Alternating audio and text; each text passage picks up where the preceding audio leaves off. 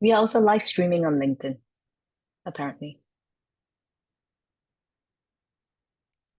So let's be on our best behaviors. Sure. I do have to apologize for my voice. I've lost my voice. I'm having a flu right now. I think there's a flu bug If you, going around in Singapore. yeah, Uh, if you can't hear me, ask me to repeat myself. That's why we need to work sure. remotely, right? Yes. Well, very much of what we're going to discuss today is about, I guess, cross-border and remote hiring. So, yeah, I think it's quite relevant here.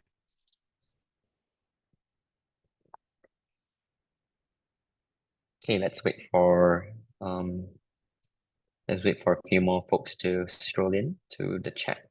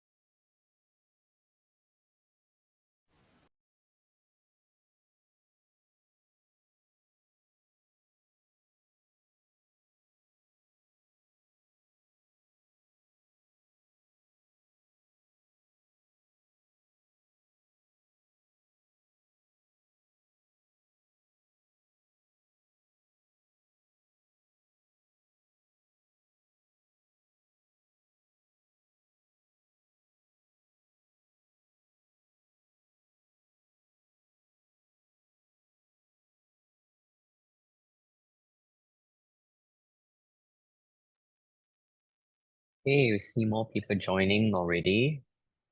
Hi, everyone. Hi, Elizabeth, T, Arun, Tian,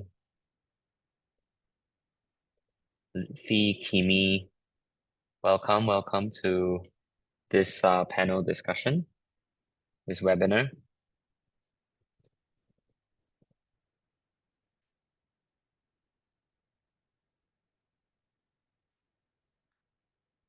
Okay. Okay, it's 3 o'clock, so I think we can begin right now.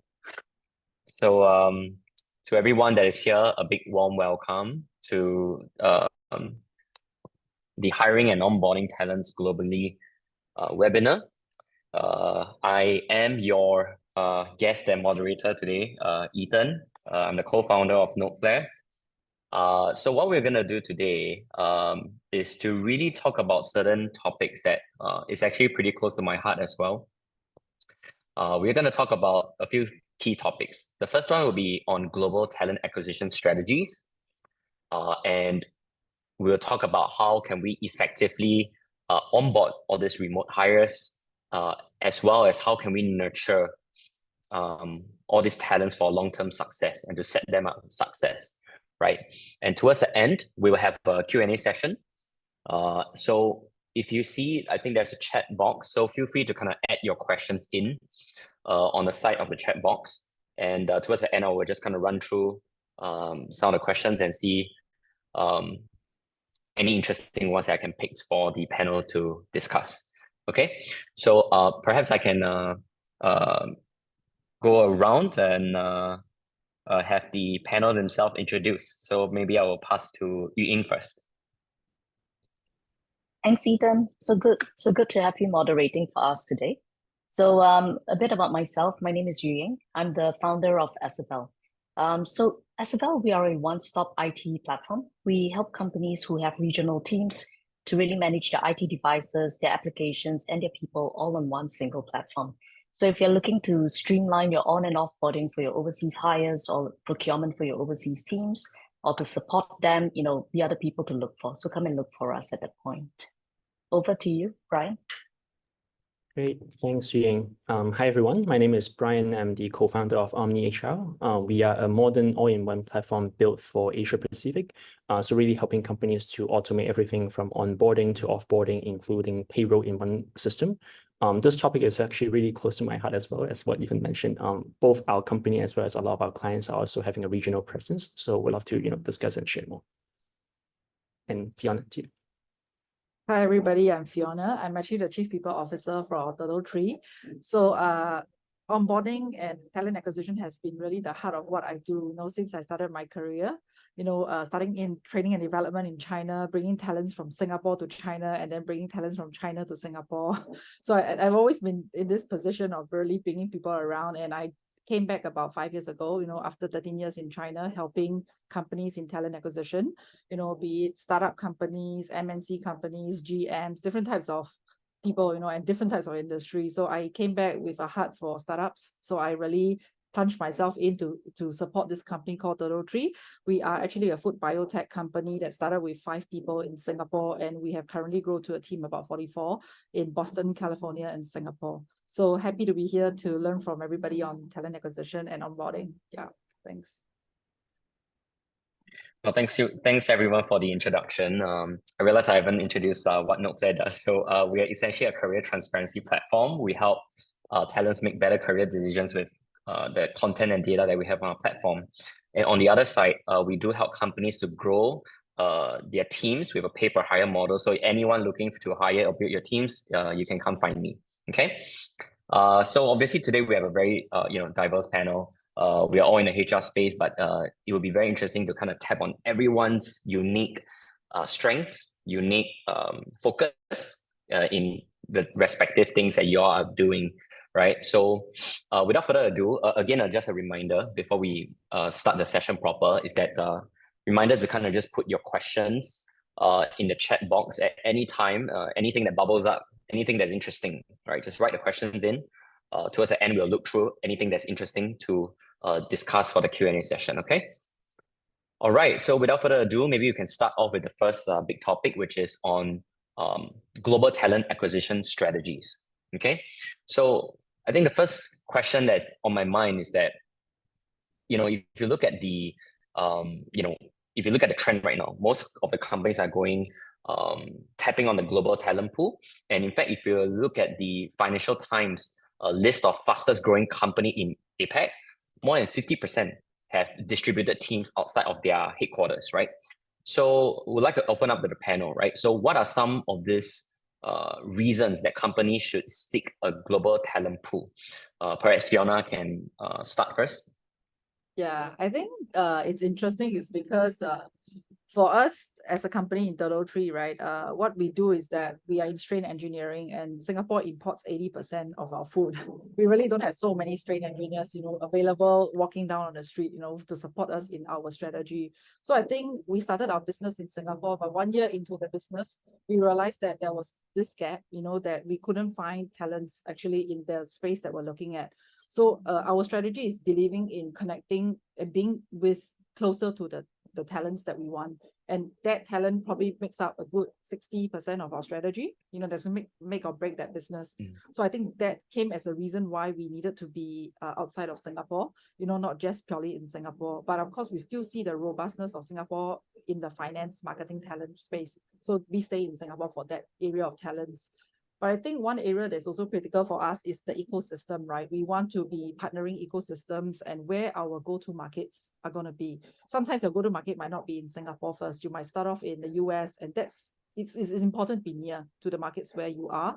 And I would say that with a lot of DEI, right, talking about diversity, equality, and we want diversity in the talents that we bring. I think as a company in Turtle, we look at talents unique in the kind of experience they bring in. I remember one of the research study my husband was sharing with me, right, about entrepreneurs that were successful tends to live in a country, more than one country. And I think with it brings a very robustness of the kind of diversity and thinking that they blend their cultures, even like food, right? We have fusion. And I think it's the same idea that we believed in. If we have access to talents outside of just our home country, right, it's going to be a bit more robust for us, like in terms of talent, just like food and talent. Yeah, that's all my end. Eden. Makes me wonder if I should be uprooting now to go to other countries to to stay and expose myself as well. Ying, you have anything you want to add? Yeah, I mean, so our team itself is also distributed. Like we are in 6 different countries in the APAC region. Um, like what Fiona's saying, right? I really do think that talent shortage is one of the big reasons why companies should look beyond their own borders. So doing some research into the topic, what I saw was that back in 2023, a company actually did a research and they found that 83% of Singapore companies actually reported difficulty in hiring. And it seemed that most of their hiring difficulties were in the IT, the tech, and the engineering sector. And I think all of us know that these are, skill sets that can be easily done remotely as well. So I think, hiring overseas really allows companies that are in talent staff kind of markets to tap into the global talent pool, which may be outside their national borders. And it helps them to alleviate this kind of talent shortage.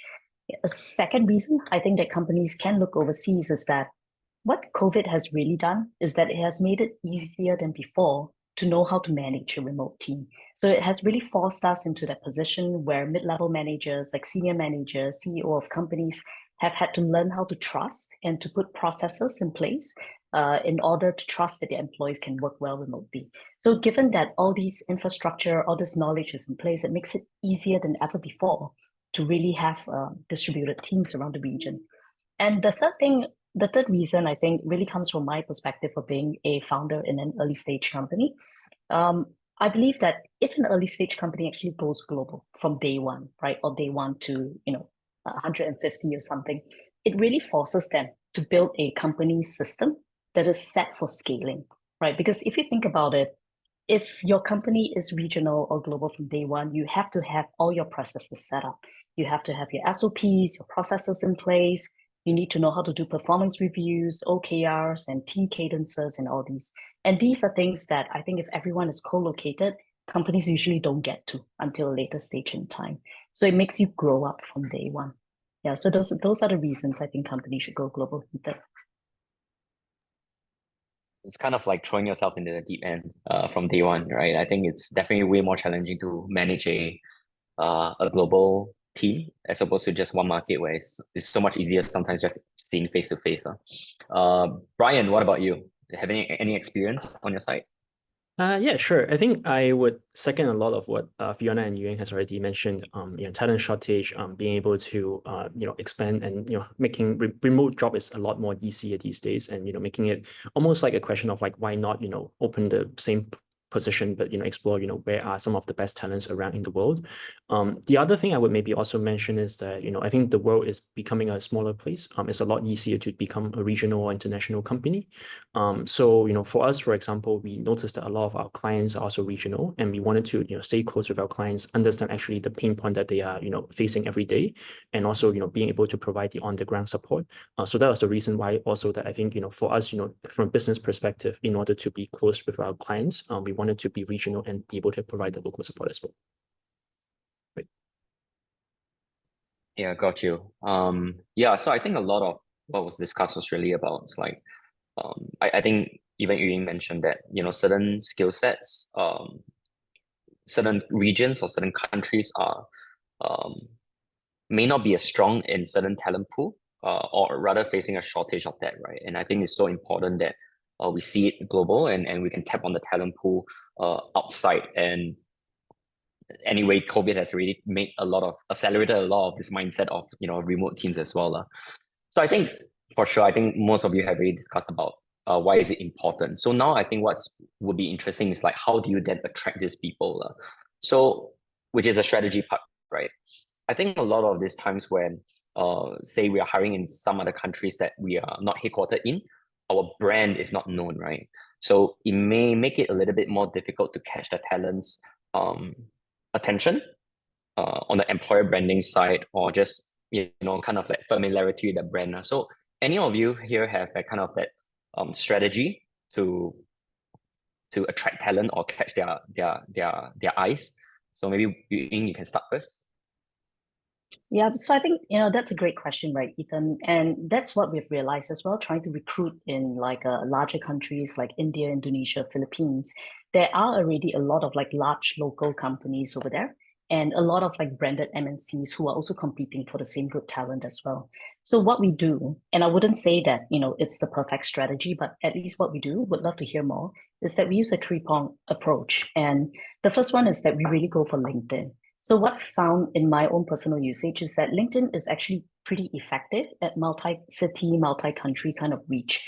So some of you may know this, but I just found out about it recently. You can actually post a job for free on LinkedIn for 21 days, right? And when we did this, it attracted in a lot of applications. So of course, LinkedIn then caps this. You can't do this above 21 days and it's only up to 10 applicants.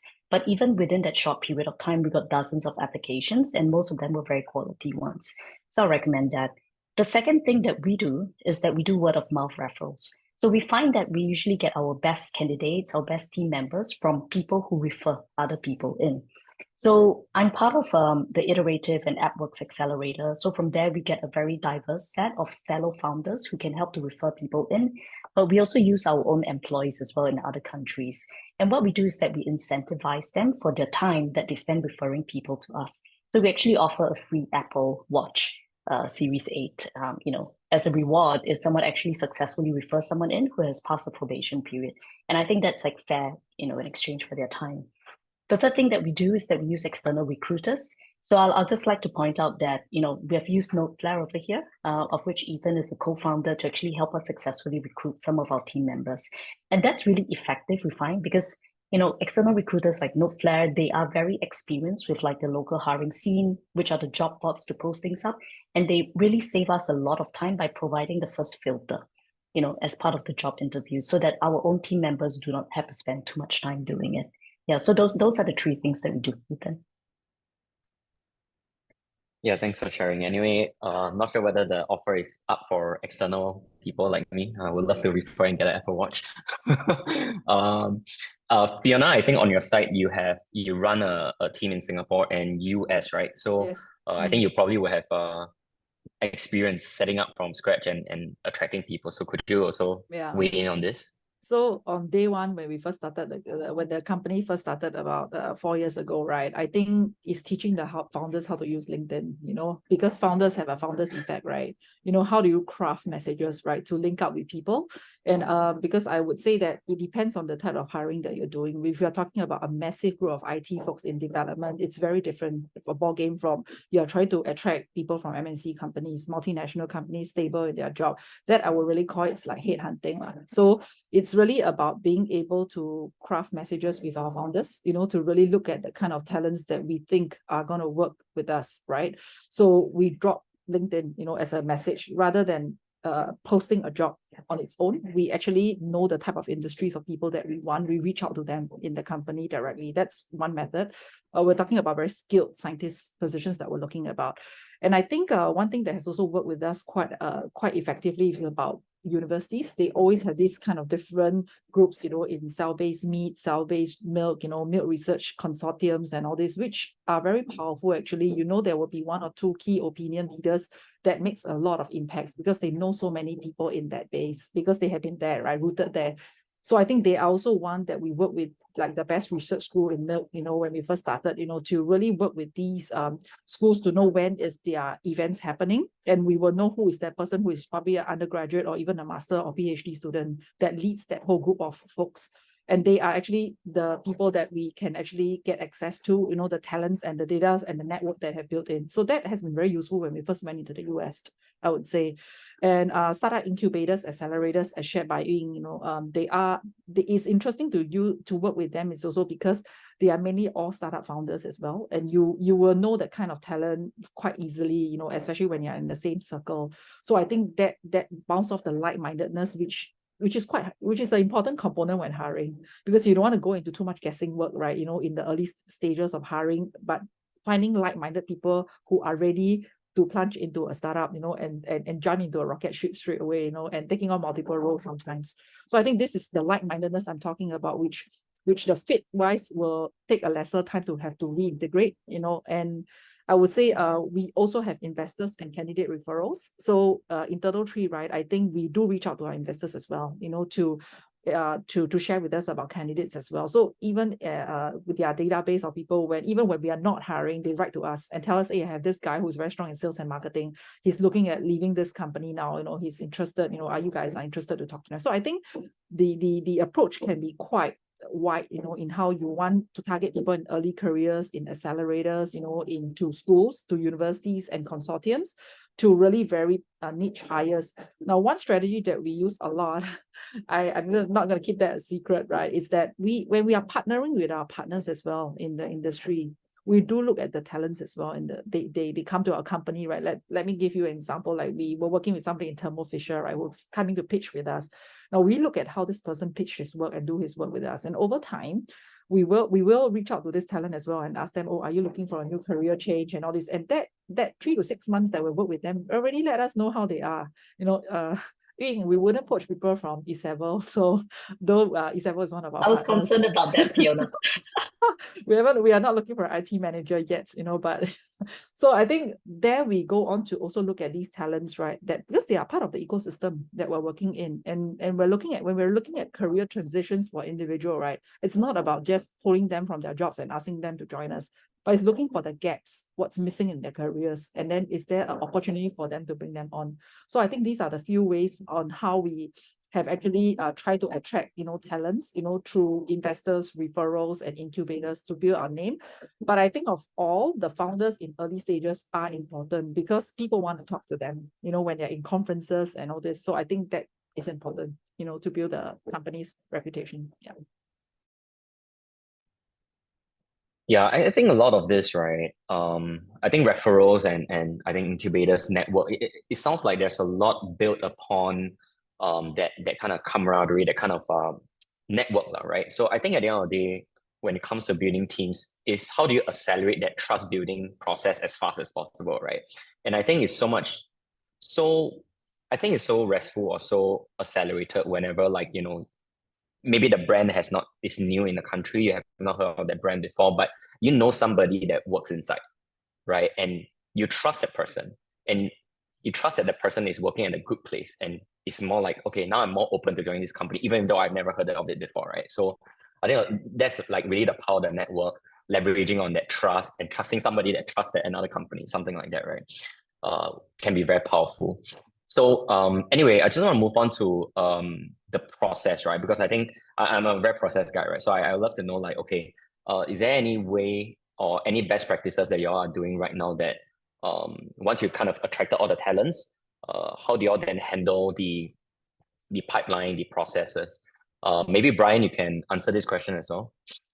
Yep, sure. I guess maybe I would first second what Fiona and Ying has mentioned about like attracting the right talent. I think a lot of the candidates nowadays are passive talent. So like they might be the best people in the industry, but they may not be actively looking for a job. So having the good branding and essentially having the right profile coming into the interview process is probably already the most critical part of this. In terms of like how we think, is the best way to, structure an interview process and identify the right talent, essentially is to have a standardized process. And what goes into the standardized process for us is, having an assessment, a technical assessment, be it take home or live, is really important. A lot of people can probably present themselves very well in a verbal interview, but we want them to actually put them into a situation where they handle a real life task or something that's similar to real life, and see how do they actually think about this and how do they handle the problem solving part. So putting that into a standardized process is really important. At our company, for example, across all the roles, whether it's senior, junior, whether it's technical, non-technical, we try to put people into a task and just see how people perform. That's really important. I think in the interview process as well, we try to have a bit of sense on what is the motivation of this person. Question can be as cliche as like asking them where do they see themselves in 5 years.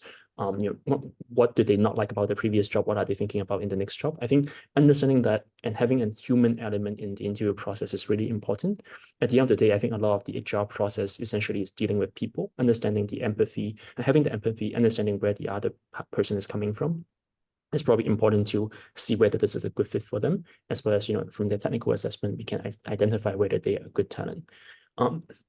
The other part that maybe I would also emphasize, and a lot of times being neglected in the hiring process, is that a job interview is a two-way process. The company is evaluating the candidate, but at the same time, the candidate might also be evaluating multiple positions at the same time. So I think the way to do it essentially is an employer branding. How can you make yourself being attractive?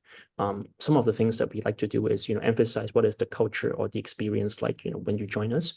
For example, in our company, we are very flexible. We are very output or goal oriented. We don't really want to micromanage in terms of how things are being done to create that output. We provide a lot of flexibility in terms of the mode of work, the location that you work. So I think these are probably a huge plus factors when it comes to finding for candidates to identify the right company. And having that empathy that I mentioned earlier, if a startup, having the founder to be participating in some of these meetings would be really helpful. Or otherwise, if in a larger company context, having a business unit manager or department manager to actually participate in some of those interviews and giving the other person, the candidate, the feeling that they are actually important, and the role that is being hired into is going to be a valuable role in the organization. I think that would play a huge part as well. Yeah, I totally agree with that. I think one of the things that really stood out what you shared was is that candidates are also interviewing us, right? Whenever we are having an interview with them. And especially I think in this rather talent scarce market, I think that's super important to align the expectations, to share very openly. I think one of the key mistakes of a lot of companies make is that whenever they interview, they paint a very rosy picture. And then upon joining is totally not what is the reality on the ground, right? So I think one practice that did quite well internally for our company was that we, especially in the sales team, we just share all the real stuff, right? The real hard work that's required, that this is what we expect. Are you sure you want to join? It's not like a scare tactic, but it's really, that's the truth. And I think it's important that they know the truth, right? And they don't come in and say, hey, that's the different picture you painted me during the interview. Yeah. So yeah, I think that really makes sense. And maybe I have a question for Fiona, right? Because again, Fiona, I think runs two different teams in two different markets and very far apart as well. How do you then navigate some of this, local employment regulation and rules? And what are some of this kind of maybe what are some of these things that you have been doing to kind of reduce the effort or make it much easier for you to kind of manage 2 countries or more in future if you look to expand? So I think for us, where we came from is, any HR professional having global operations need to first decide what kind of model, right? You need, are you going to build out your entity there, or is it going to be an employer of record? If you're going to have like a very small team of people there, it doesn't make sense to go through that whole entire process. It's also on the ease of how to set up an entity there, right? That you need to know that process as well. So I think as a HR, you need to understand your role don't revolve just around the HR process of hiring people. It's even the entity setup process. You need to be very clear of all this, and this is something you need to be ready, to manage all the benefits, and understand the competition that comes with it as well. I think because for TurtleTree, I'm using TurtleTree as an example, probably it's easier that way. It's because we're going to have majority of our R&D scientists that's going to be based in the US. And I think that was also the very clear reason why we didn't go for employer of record immediately. We decided to set up our own entity. And that's why my strategy was also very different, that I decided to hire an in-house HR person from day one that we went in. And my role was to really work with this person in understanding really our competitors, near where we are, right? What type of benefits they are offering, what type of I would say salaries are they doing. So we do benchmarkings, but we work with a lot of software as a service partners, I think to build our own ecosystem on what works for us. It's a bit more laborious, but I must say it's also very rewarding in the sense that you get to know the depth of a country much better, whereas I think the challenge of an EAOR record, that we do have 2 employees in the UK, right? In certain more complex countries, I would say like in the case of UK, right? Then we would prefer to use an EOR because there's only like under 5 people in that team. It doesn't make sense for us to go through that whole process of doing it on our own.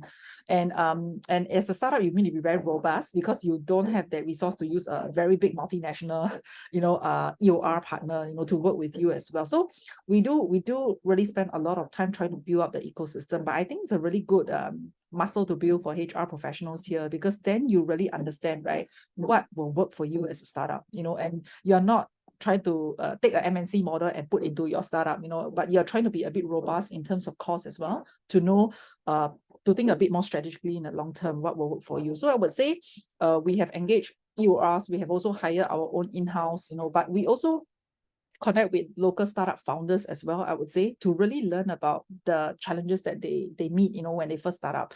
And I'll give an example is within Boston and California, they're very different as well. California itself is like a state and for employees, everything is about employee first.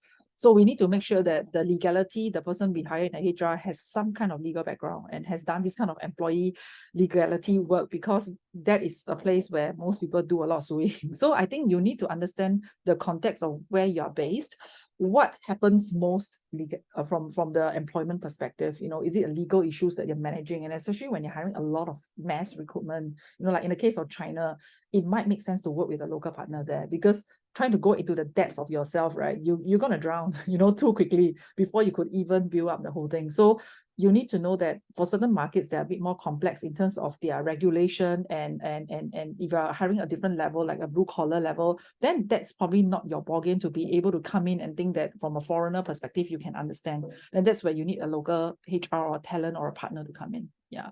So these are so far the experience we have. Yeah. Yeah, I think it makes a lot of sense, right? Like, I think every market has their own kind of complexities and challenges. And if the plan is to hire, say, 2030, right? And with future expansion plans, I think it makes a lot of sense to really spend that time to understand the market, speak with people on the ground and go through the process internally, right? But if it's like, two headcounts here and there, it might not be worth the effort to go through everything, and maybe working with an EOR partner might be more effective or more restful in a sense. Yeah. So Ethan, yeah. So anyway, one thing I also want to add in for HR professionals doing that is always when you have a very global team and you are not at that resource to be able to have a big MNC company help you, then it's about really understanding about integration, because you want to have that data analytics, right, to be able to make good decision making as well. How do you work with a SaaS provider, that basically probably won't fulfill 100%, but hit 80% of your analytics of demographics of information that you need, in a HR information system. So I think this usually comes as a challenge, because as a HR professional, you want to be able to step back and say, am I making the right decision, after 1 year or 6 months into this decision making? How do I look at, is Singapore still the best place, or should I be moving majority of my headcount, into another country?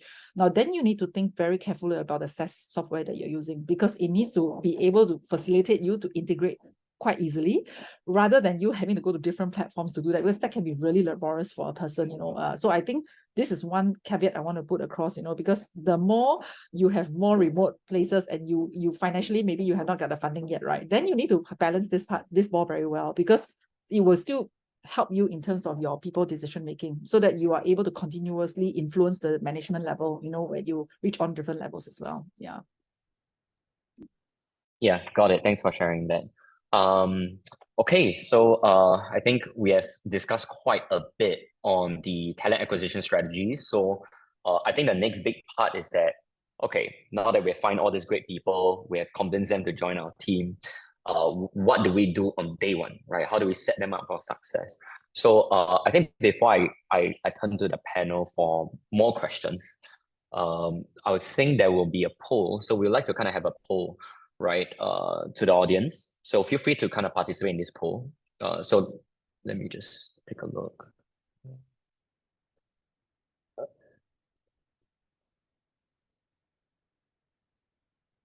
Okay, I believe the poll, I'm not sure. I believe the poll will be up soon. So maybe I'll just kind of verbalize that. For the audience, here we go. Okay, so for the audience, what do you find most challenging, right, about hiring a distributed team? So I think there are a few options to add your opinions there. So I think we will circle back to this later for discussion, but maybe I will just pop the first question to Brian on onboarding, right? So what, after the hire, you need to get the new joiners to onboard, right? So what are the key elements of a successful remote onboarding process? Sure. Yeah, I guess maybe I would maybe share this two parts. I think part one is what we are doing at Omni, and then part two is probably what we have seen some of the best practice from our clients as well in the onboarding process. So I think for us, we are still a startup. We are probably around 30, 40 people. So I think having the employee empathy that I mentioned, having the founders being part of the process and to show, the importance and to engage them and let them into the team is important in the onboarding process. So what we actually do is basically when new hire joins, there are two orientation sessions that will be conducted by us. One is on what is the landscape looking, what are we building this with, what kind of corrections or achievement have we done so far? And then the second session usually is a bit of a more deep dive into the particular verticals that they are in. So for example, if they are on the product team, then we share a bit more on the products, how do we do planning, how do we execute the whole process and so on. So I think having that process is really important. I think being able to mobilize the managers in the team and to engage them on a very regular basis is also very important. So we tend to do a regular check-in with them. Most of the employees have a weekly or bi-weekly check-in. And then also in the onboarding process, we will do something like 30 days, 60 days to make sure that everything is on track. In some of these catch-up sessions, we wanted to be as transparent as possible. Understanding how do they feel, comparing to the expectation before they join the company, what do they like, what do they not like, and also sharing our feedback as well. In the remote setting, for example, what we like and what we don't like about that, and how can they do better. We also have things like monthly town hall where we'll introduce new members to everyone in the team as well, so that we try to build a bit more of an engagement through there. Turning into what we notice our customers are doing. So for example, we notice there are some companies that really place a huge focus on employee engagement and building the great onboarding experience. We noticed that there are some gamifications that can be done as well. So for example, we have this company that we know and we help, that basically they kind of put onboarding as almost like a chessboard. So you can see where you have the chess pieces from step 1, step 2, step 3, and what are the things in that process to eventually reach the goal. Some of the things could be more of a manual thing, like figure out employee paperwork, but there can also be some very engaging customized email that are sent to them with the company branding, showing them some of the events that is happening soon in the company. Those are really creative ways on how to engage with a remote team. We have also seen some other ideas, like for example, asking the manager to engage is quite common, but they also can schedule things like having a discount coupon and asking the manager to do either virtual or in-person lunch meeting with the new hires. So those are things that we are seeing as well in the culture building, and also how they integrated new hires into the team. And maybe just to add on to that, final part is that I think onboarding is just the first step of the hiring process, of the onboarding process. I think after they get through the the first few onboarding, being able to have a team that is very accommodative and understanding the nuances in a global remote setting is also quite important. And how do they continuously to foster the team culture in the ongoing settings? Yeah, I like the idea of gamifying the onboarding process. I think it makes this kind of onboarding like an adventure, right? And I think it's a great idea, right? And I think it definitely drives out engagement and the overall personalized experience. So I think I would like to kind of turn to Yuying. I'm not sure about your team, but are you leveraging on any kind of technology to create this, to kind of make it more automated, this process of onboarding more automated, but at the same time, still personalized and engaging experience? Yeah, thanks, Ethan. So, that's really the bread and butter of what we do at Esevel. And what we realized from speaking to so many of our customers is that onboarding and actually offboarding are things that are really hard for them to do because, they're based in a different country from where the new joiner is coming. So they spend a lot of time doing it, and they often have to seek help from their external colleagues as well to help them with that. So what we've done within the platform is that we've helped them to automate this onboarding, actually offboarding workflow as well, where they can do the device procurement through us, they can do device configuration and setup with zero touch, and then they can track, the delivery of the device all the way to the employees. And we've also integrated this in together with some HR systems as well, right? So this really cuts down the work for the HR. On average, I think Previously, our customers used to spend like close to 4 hours doing an overseas onboarding. Using the system, they're able to cut this down to 4 minutes. But I think what's even more important than that is it really makes the onboarding process more enjoyable for the new joiners who are joining the company, right? Because onboarding is a very important period of time for like any new employee when they come on board. So when they receive the laptop, they open it, everything has been set up there for them, all their apps are there, it delights them basically. So within the company itself for Esevel, we also do a couple of other things. One thing which we do without fail is that we appoint an onboarding buddy for every new joiner who comes on. So we do understand that, as a remote company, some things may be strange or it may be inaccessible, right? Culturally speaking to the new joiners. So the whole purpose of having an onboarding buddy is for them to ask informal questions that they may not feel that they're able to ask their managers or their bosses about. And another thing we do is that we set up coffee chats with every single member of the group. So, I mean, we're still, not a very large team right now, so it's possible to do this. I'm wondering in my mind just how to scale this up as we get bigger, but, we cross that bridge when we come to it. And, a bit like Brian, we also do have like an onboarding kind of system, not as like sophisticated as what Brian has, where it's like a chess game. But what we have is basically like a Notion self-onboarding checklist and a 30, 60, and 90-day checkpoint, right, on Excel sheets for our new joiners to do. So what we really want to do is to give the new joiners a sense of ownership over the onboarding process itself, so that they don't feel it's something that they receive, but rather something that they have, discretion and ownership over, right? So those are some of the things we do, Ethan. Got it. Okay. And Brian, anything you want to add to that on how to kind of, any tech that you're using now to make this process more automated? Sure. Yeah, I think to add on to what Yuying mentioned, especially around the point of like, how to scale it, for larger organization, I think having a standardized process is really important. And I guess maybe also to Fiona's point about like, when companies are hiring in multiple countries, understanding the nuance in different countries is also extremely important as well. So, I think both of these kind of like lead into how can you actually standardize the process, in terms of a workflow that you can automate. So, in Omni, we do use our own system, which basically can help a lot with the automation of onboarding, offboarding, or any HR process within the organization. So things like basically, how, starting from what information you need to collect from the employee. For example, Singapore or like, Malaysia, Indonesia, every country has their own requirements that you need to collect. So how can you actually standardize that process is quite important, and that we can basically, leverage our tool for that. But at the same time, I would say, tech can essentially only eliminate the manual work. I would still, reiterate that at the end of the day, is a people experience. So how to, actually show the empathy and actually, build a scalable process in place, and how to design that process is a lot more important as well. I got something to share, Ethan, Got it. with regards to what Yes. Brian shared, right, about the people part. I think people sometimes underestimate the power of personnel in actually onboarding. I like to give a few examples of our experiences, right? How do I benchmark, right? A good onboarding process is somebody who comes from a big company or any company is telling me, wow, this is the easiest onboarding process I have ever experienced, in my career, my entire career, So I think these are things I use as a matrix, right? Benchmark.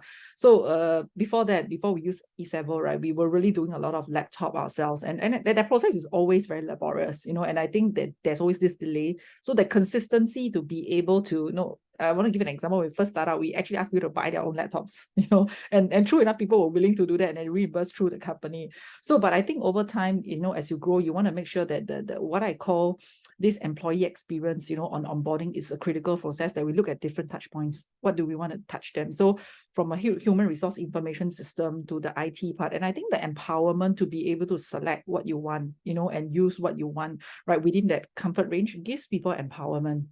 And I think one thing I wanted to emphasize on Brian's conversation was because I remember this as a few people that I did on we always do an onboarding experience, survey after that, after 60 days, they join the company. So what did they like most about the onboarding process as well?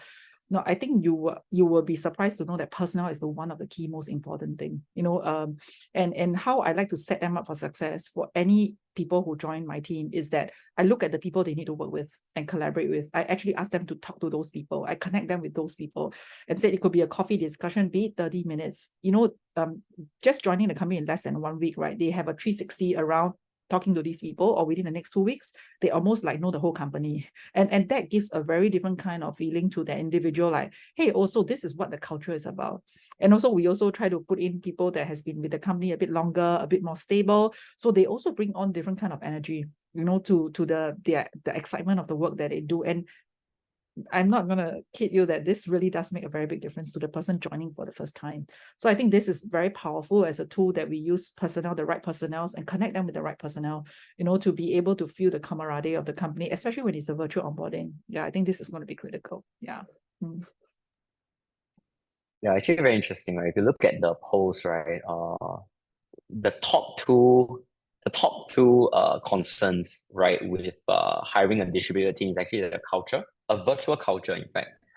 And how do you then communicate and engage them as the top two most biggest concern when it comes to hiring remote teams, right? So, Fiona, do you want to add on anything there? I mean, you said that you kind of get them to kind of talk to everybody there, right? Yes. So it's even what about the engagement? Yeah, so even you're the most junior intern that comes in, I will let you talk to my strain engineer director. I'll let you speak to my chief scientific officer.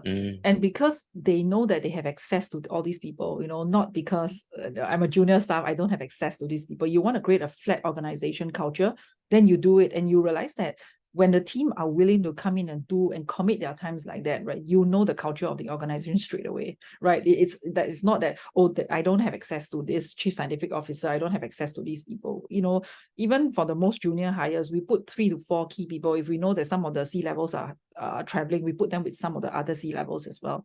So I think this sets a very strong precedent in terms of your culture, what you believe in as an organization, and they are experiencing it on day one when they join the organization. So it's going to be very powerful, in terms of impression for them. Of course, I know CEOs are busy all the time, but I think it's also critical to know that there are certain spot points you want to make sure that they go up becoming referrals of your company as well. So I think we do try to make an effort as much as possible. And I would think that checkpoints are important. We do a 1 month, checkpoint, we do a 3 month and a 6 months checkpoint with them as well. So this is something I would say, if you ask me, between the relationship of the HR, the hiring manager, and of course the different people they talk to, right? The hiring manager is usually the one the most impactful, because I remember we did one virtual onboarding, right, where the hiring manager was traveling, he couldn't come, and then that lady said that this is not working for me. The candidate told us this is when she joined us, that this is really not working. And then eventually we said, okay, we're going to reschedule one more, with the hiring manager, because the hiring manager sets expectation about what needs to be done, what is something that we're looking at. And this grounds the person when they join the company. Oh, actually, this is expected. And the clearer it is for them, the better it is for them, because they know what's expected in the 30, 60, 90 days. And that brings a lot of confidence in their candidate to know that how when they first joining, what they need to achieve as well. So I think if you ask me, in the interest of really time and whatever, I sometimes put a C-suite, I sometimes put a hiring manager, I put a HR there, like 3 key person. But if I want the person if I know that the person's role is going to collaborate with a lot of different people in the company, then they have to talk to different people. So that already sets that space that I know you. And interestingly, I realized that sometimes these topics is not around the work that you do, is I get to know you as a person, and that's the part when I need to work with you again the next time around in a virtual call. It sets a very different kind of tone, when we are working. Also, there's a common language and common thing that we know about each other. So I think that helps a lot in building a virtual culture in a more realistic way, rather than just purely, we come together for lunch and all this. So I think I would always empower the individual to take that first step, and tell them who they should talk to. And that actually sets them free to be able to do a lot more things after that. Yeah. Yeah, thanks for sharing. I think a lot of companies always talk about flat hierarchy, but yeah, I think, what you guys are doing, day one, putting people, like really scheduling for them to chat with more people, I think it really sets the precedence. And it's very empowering, like you mentioned, right? I think 1 month down the road, if they need to work with this person, it's very awkward if they have not I wouldn't use the word awkward, but I think it's way warmer, way more like there's this camaraderie